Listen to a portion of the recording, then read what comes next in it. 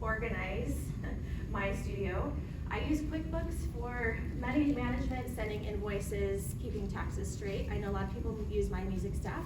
That's not my jam. This is my jam. I love QuickBooks. It sends invoices. I can collect payments without any processing fees if I take ACH debit. I can add late fees on there.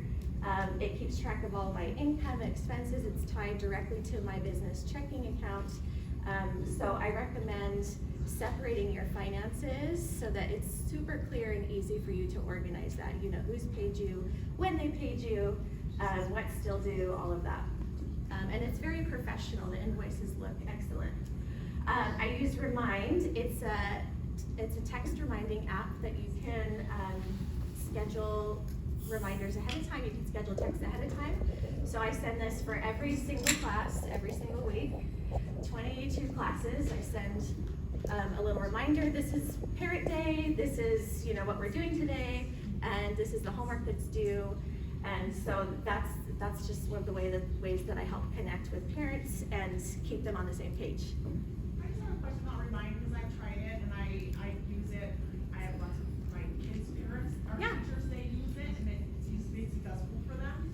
But when I have tried it, I have some families that for whatever reason don't get on it or still don't get them or whatever. And I'm just wondering if you have an answer to solve that problem. I'm not super techie, and I have had some of that issue too, but I would make sure that they see if they can download the Remind app, and sometimes that helps just for them to have the app also, so that they get those reminder texts.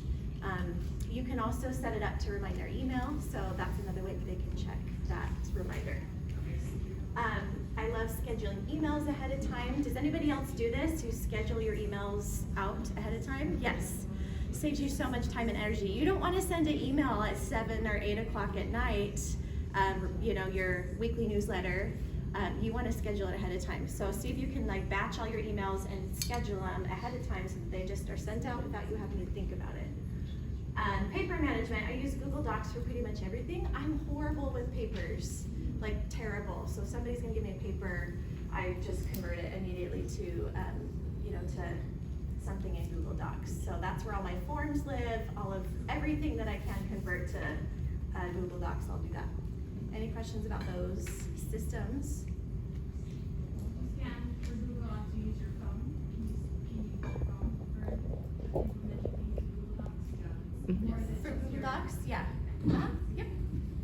All right. So let's see. I want you guys to take a look at some of these other ways that you can delight and inspire. Maybe you're doing some of these already, but I think without saying you should be an epic teacher, that needs to be first and foremost. Make sure that your lesson plans are internalized and that you deliver your lesson the best way that you can. So that's purposefully at the top. Another way to delight and inspire is if you win the child over, you win the parent over, right? If the child loves to come to class and loves their connection with you, their parent's gonna know about it, right? You can create a Google business page. That's a super easy way that's free, and it walks you through all of the steps on how to create your own Google business page so that that people are searching for music lessons, piano lessons, they can find you.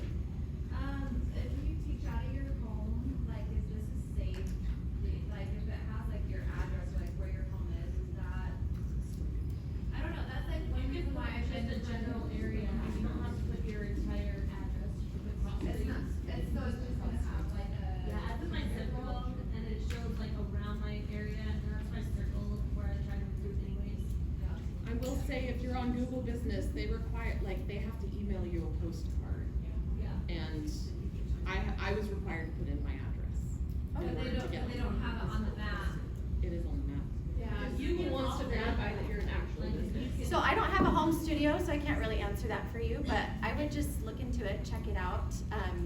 But maybe you can put it in and then maybe later take it off once you've received that postcard. So I'm sorry, not more helpful with that. Marco Polo videos, so send them how-to videos. If you notice a class is struggling with something, what's the skill, send that extra support to them. That will delight them.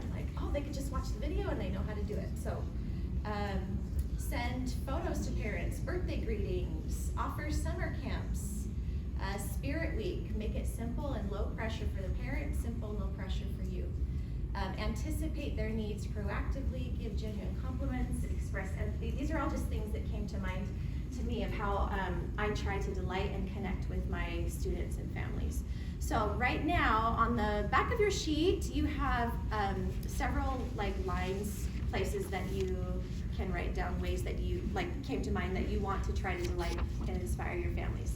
So what's something that you can do to increase that connection, and that helps in turn build your personal brand?